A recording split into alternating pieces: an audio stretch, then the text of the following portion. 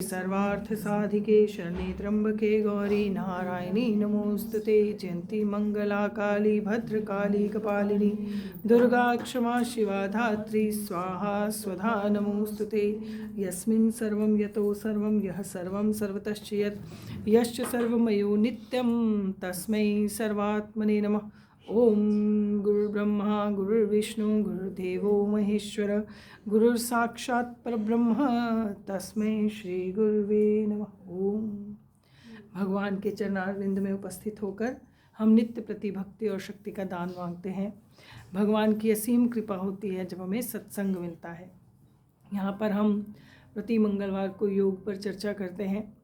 आज देव उठनी एकादशी है।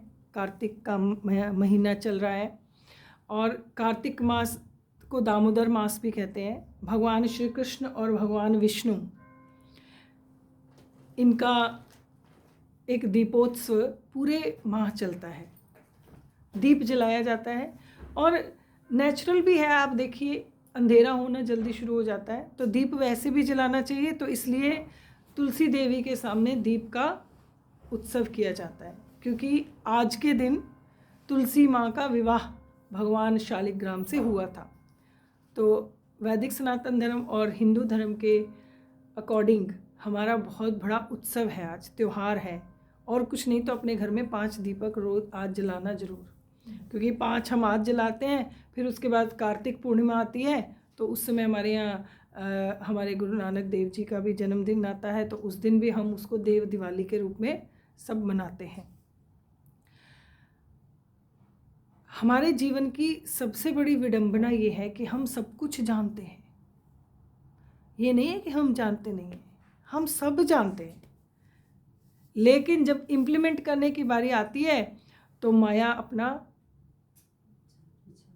पकड़ के बैठ जाती है। क्या हम सब नहीं जानते कि ये हमारा शरीर रोज बदल रहा है? क्या हम सब नहीं जानते कि जो लोग, जिसे हम परिवार कहते हैं, मित्र कहते हैं, फैमिली एंड फ्रेंड्स कहते हैं, वो लोग हमारे साथ हमेशा नहीं थे और कभी नहीं रहेंगे हमेशा। इस संसार में परमानेंट जैसी कोई चीज़ नहीं है। इस संसार में एक चीज़ परमानेंट है, जानते हो क्या? Change. Change is a nature of nature and which is permanent. और हम चाहते हैं कि जो वस्तु जैसी है वैसी रहे, तो ऐसा कभी नहीं हो सकता। अगर आप जो वस्तु जैसी है वैसी, वस्तु नहीं कभी रह सकती, क्या रह सकता है? मन, बुद्धि, आत्मा, ये एक जैसी रह सकती हैं, पर उसको रखना पड़ता है, रह नहीं सकती फिर भी। वही एक वस्तु आज आपको बड़ी स्वाद लग रही है, अच्छी लग रही है, कल आपका स्वास्थ्य ठीक ना हो तो आपको वही वस्तु प्रिय नहीं है। और वही वस्तु आपको बहुत ज़्यादा मिल जाए तो आपको उसकी कोई वैल्यू नहीं है। इसलिए इस संसार में एक बात हमेशा याद रखनी है। भगवती तुलसी के जीवन से मैंने तो एक ही बात सीखी, बार बार कथा पढ़ने के बाद, समझने के बाद, कि जो अपना जीवन तो सबने जीना है ना, और यहाँ एक जिस जर्नी के लिए आए हैं, यात्रा पूरी करनी है और चले जाना है। और हमें कोई याद रखे ना रखे, उससे कुछ नहीं फर्क पड़ने वाला।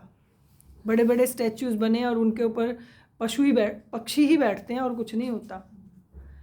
बात एक याद रखनी है, फोटो वो अच्छी होती है जिस पे लोग जिसको देखते ही मुस्कुराएं, प्रसन्न हो, उसको याद करें, है ना।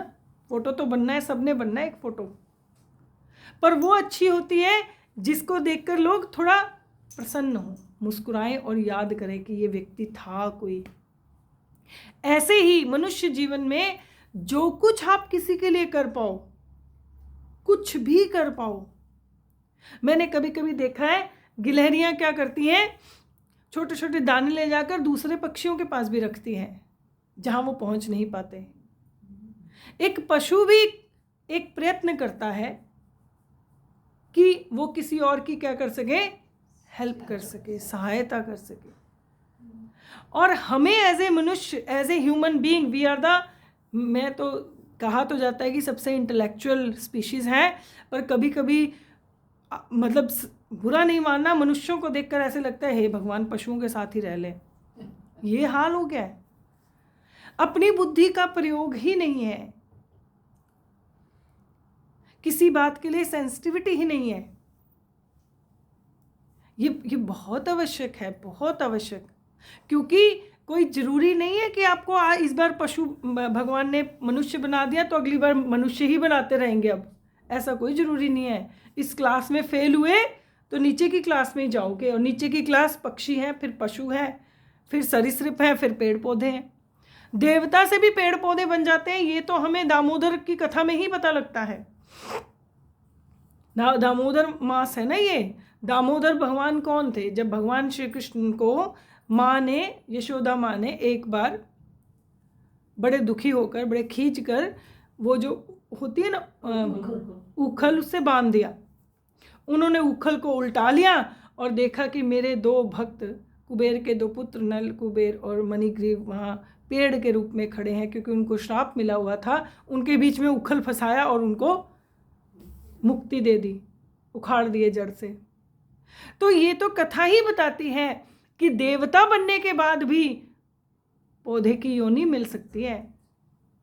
एक पौधा वो थे और एक पौधा तुलसी जी हैं, जिन्होंने अपने जीवन में, क्योंकि तुलसी का पौधा जिस घर में होता है, कहते हैं वहाँ आधी बीमारियां नहीं आती दुनिया की, और जो तुलसी का रोज सेवन करते हैं उनको कभी कैंसर नहीं हो सकता। इस बात पर रिसर्च भी चल रही है। तुलसी के अंदर मरकरी होता है। जब आप तुलसी, तभी कहते हैं ना कि उसको काट के नहीं खाओ, सीधा पानी के साथ स्वेलो करो, क्योंकि उसके अंदर मरकरी होता है और वो आपके कार्सिनोजेनिक जो टॉक्सिन्स हैं उनको शरीर से बाहर निकालती है। इसलिए हमारे यहाँ तुलसी लगाने का, तुलसी को ग्रहण करने का, और भगवान को कितने भी भोग लगने हो उसमें तुलसी डलती थी। भाई इसी बहाने तुलसी आप खाओगे। हमारे ऋषियों ने बड़े अच्छे अच्छे सिस्टम बनाए ताकि हम किसी प्रकार उस कार्य को करें। तो इसलिए वैदिक सनातन धर्म में प्रैक्टिकल धर्म बताया गया। आप बैठकर पाठ करो, पूजा करो आंख बंद करके, वो एक ऊंची अवस्था है।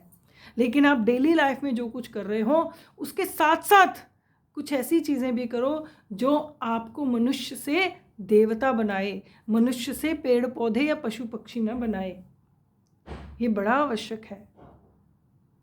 इसीलिए इस दामोदर मास में, कार्तिक मास में इस बात को, बाकी सब लोग दीपोत्सव करते हैं, सब कुछ अच्छा है, सब कुछ बहुत बढ़िया है, लेकिन एक्चुअली इसके इम्पोर्टेंस को भी याद रखो कि हम क्यों मनाते हैं, हमें क्या सीख मिलती है। अगर हमें वो याद रहेगा तो हमें हमारा जीवन सुंदर और स्मूथली चलेगा।